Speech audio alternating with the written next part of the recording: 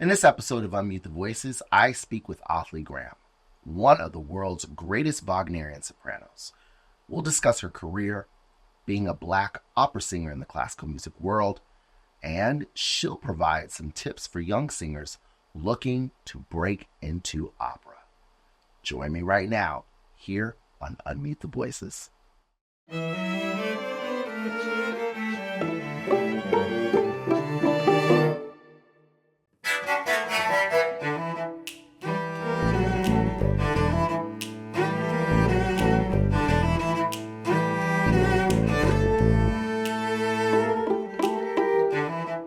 Othalie, thanks so much for joining me on Unmute the Voices. How are you?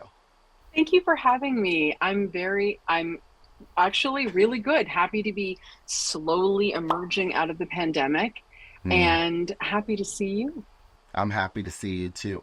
How has it been coming out of the pandemic? I know things were a little tough for you and just the whole opera world in itself, but how has it been coming out?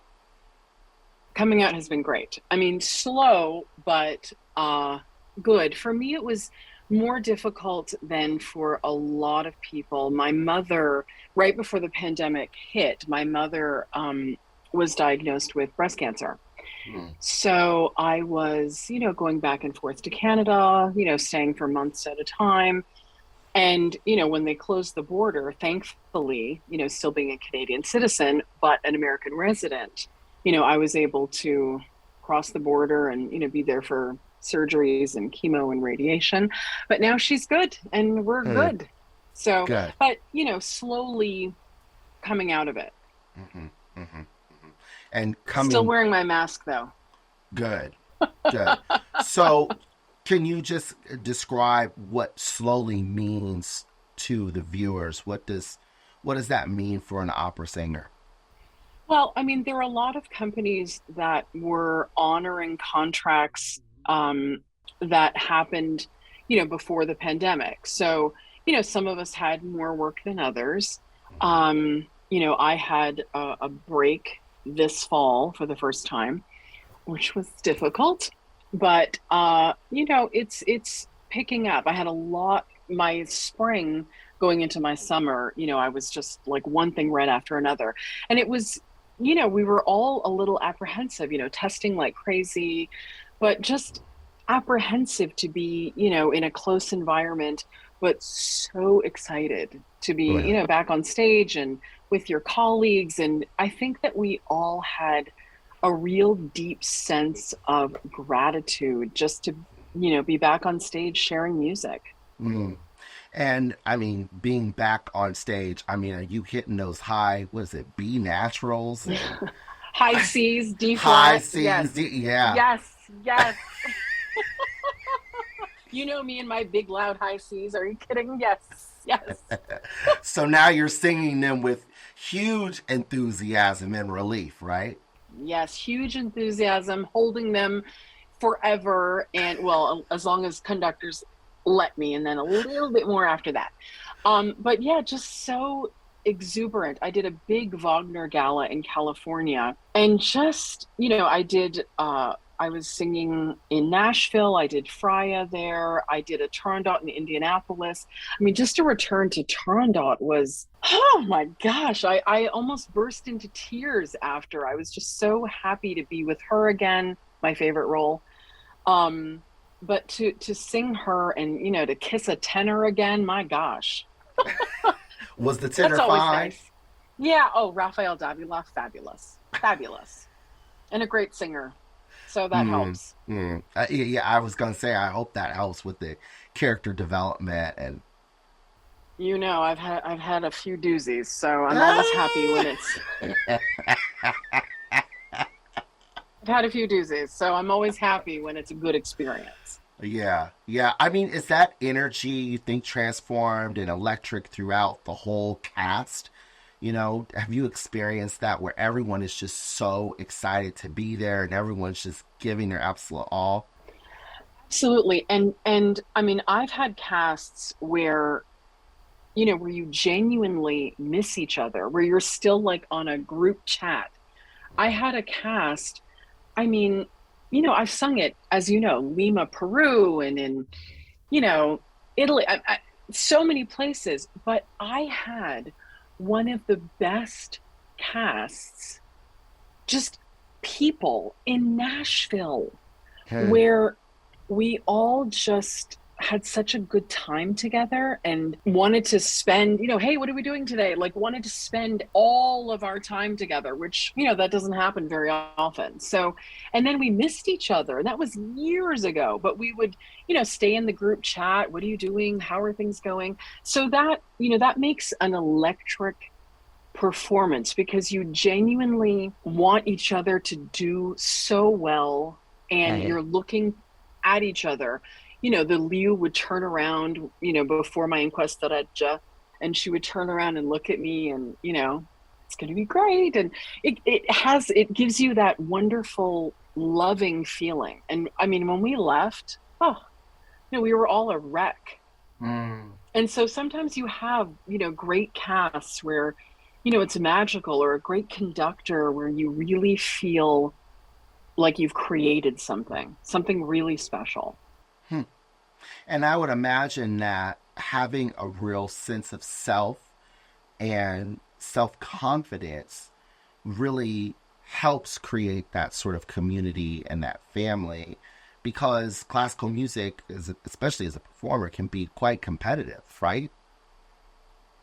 Incredibly competitive. And I think that, the music, the business aspect of our business can really beat the confidence out of singers and musicians.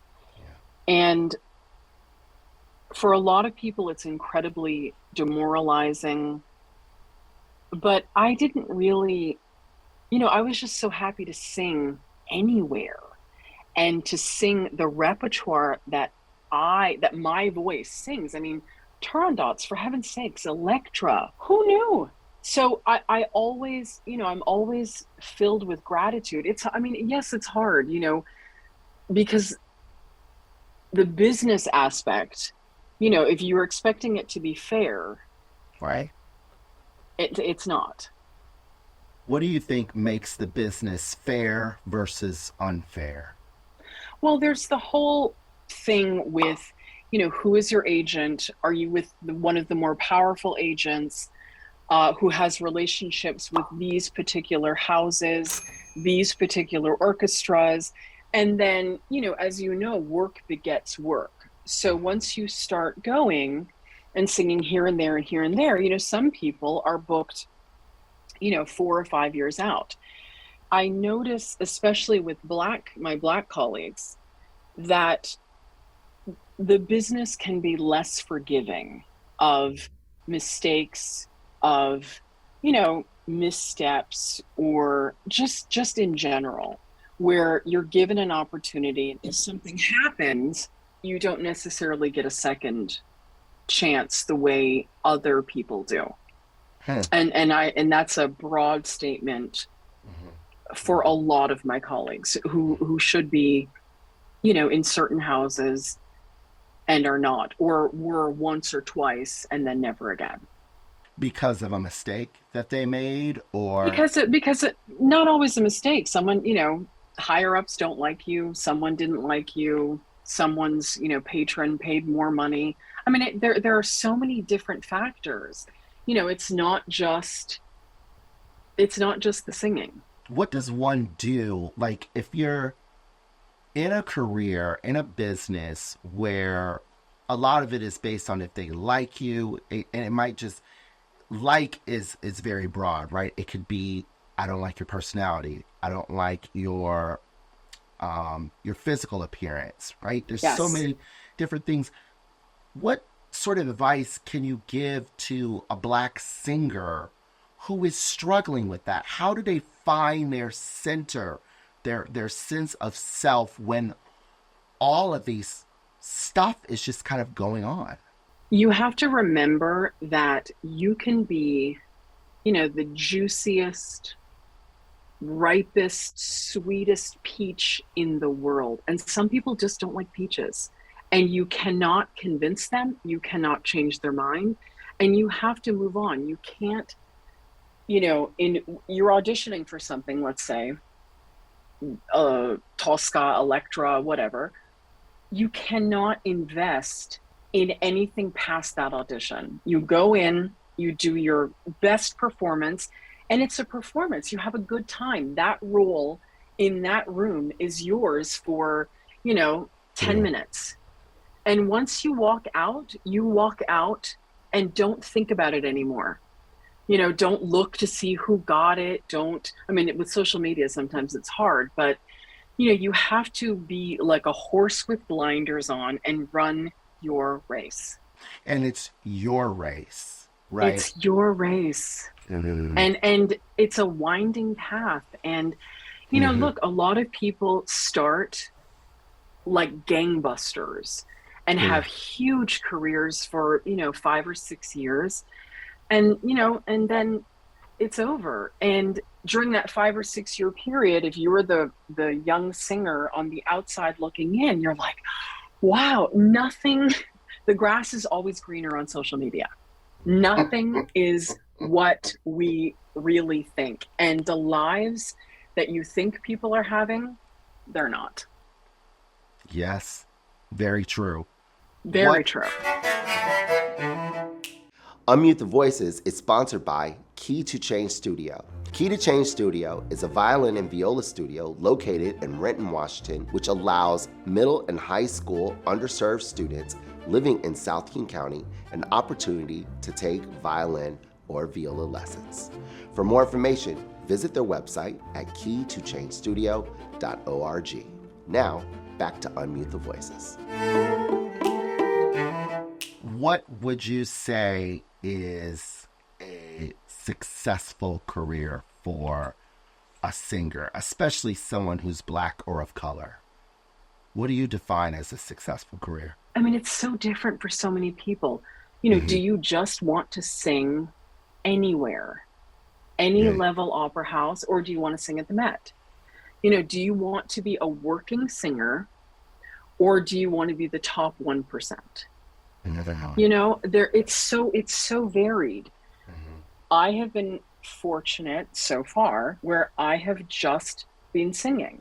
That has good and bad things, because then when you're not singing, if something happens, you're like, oh my goodness, what do I do? And all of, these other people who cultivated other things at the same time, plan B, C, and have like multiple streams of income and lots of other things. When the pandemic hit, they were like, okay, well, I also have this and I have this and I have that. So, and some other people were like, what do I do with myself? I guess it's cocktails and Netflix, because I don't know what else to do. You have to decide and define for yourself what success is. And then you constantly have to adjust that, because you can have it all, but you can't have it all at the same time sometimes. So, sometimes, I know colleagues who get married and have a baby and say, okay, that's it. I don't want to travel anymore. And I have other colleagues who will, sling their baby on their back and we all pitch in. And, I'm like, hey, you've got rehearsal. The Turandot doesn't come in until Act 2, so I have no rehearsal. So I'll watch your baby for a week. We all help each other. Especially the opera moms. We really help each other. Yeah. And so how do you define success for yourself? There's definitely, I got a lot more singing I'd like to do. And there are definitely houses where I would like to sing. Where you want to be. I'm asking right now. I'm cutting you off. Where do you want to sing? I'd like to sing in Bayreuth. I would like to sing Wagner in Bayreuth. I would like to sing Wagner, probably at Scala, maybe Electra there. I would like to sing Vienna Staatsoper. I'd like to sing, I'd like to sing my repertoire. And in my repertoire, a lot of the times, and this is true of other colleagues as well, you're the first.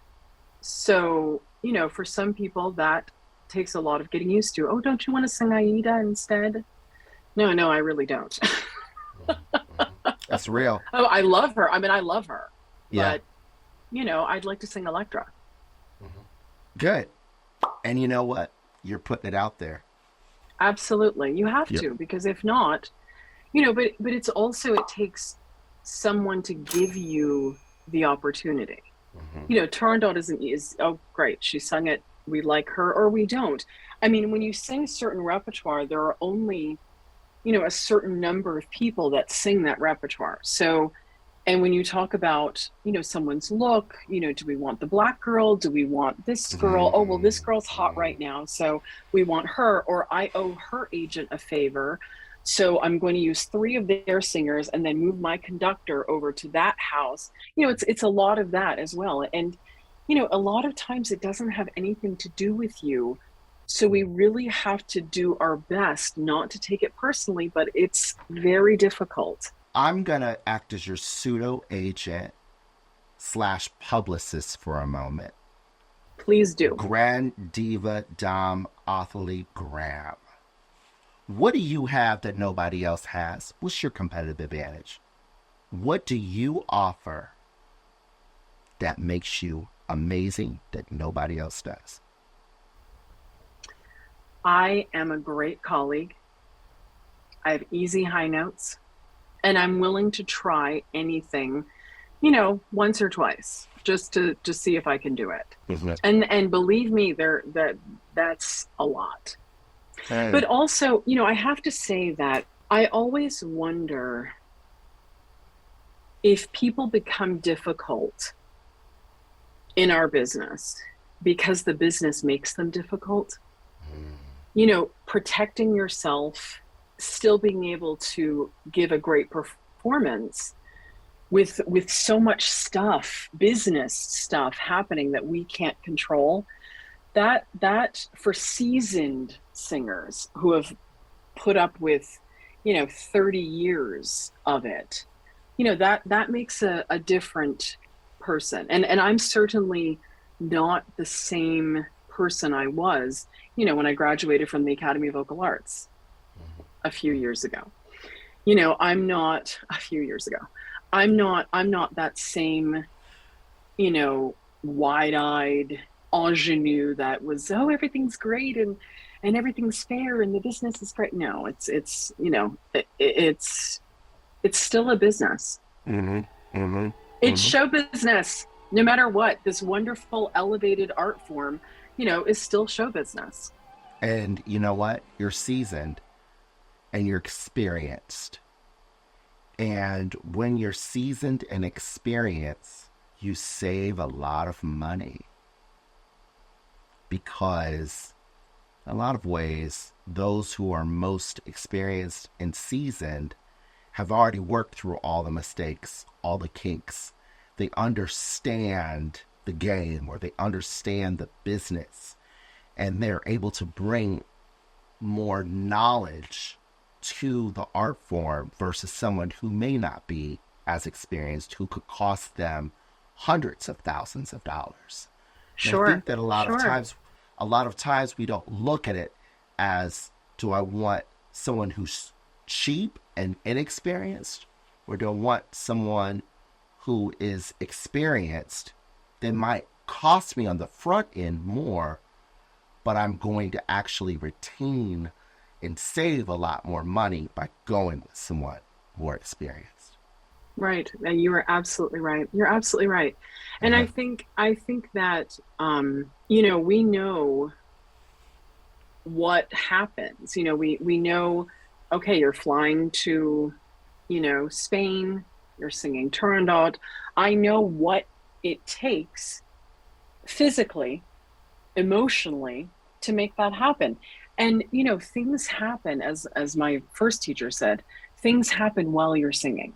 And you have to know that life, we're not in this cocoon. Life happens. People are having, children, parents die, people get divorced. Things happen while you're singing, and you have to know how to handle, everyday life while you're singing. It's amazing, what people are going through in their lives and still putting out 110% every single day. Right. I have one final question for you. You've accomplished so much in your career and in your life. You said you have a lot more singing in you. What's next for you? I am right now learning a Czech opera, Rusalka, which I will do in Portland in April. And then the minute I finish that, I'll be the foreign princess, and talk about how, opera works and how life works. I auditioned years ago for another company for this opera that I wanted desperately. Oh, I just wanted the foreign princess. It's such a great character. And I look like the foreign princess. I mean, what else could you ask for? So I thought, I'm a shoo-in for this role. Only that worked, the way that I think it should. And I didn't get it. And I was devastated. The days when I used to be devastated over not getting roles. And, and now, it was just offered and I accepted. And I thought, oh my goodness. So I'm, studying the Czech language with a wonderful coach. And the cast is spectacular. And I do that. And then 4 days after those performances, I rush back to Harrisburg with the symphony to do my first Ravel Scheherazade, which I'm very excited about, my first. So I'm studying that at the same time. And in that concert that I also sing Isolde's Liebestod, which is, the thing I do the most, which I love.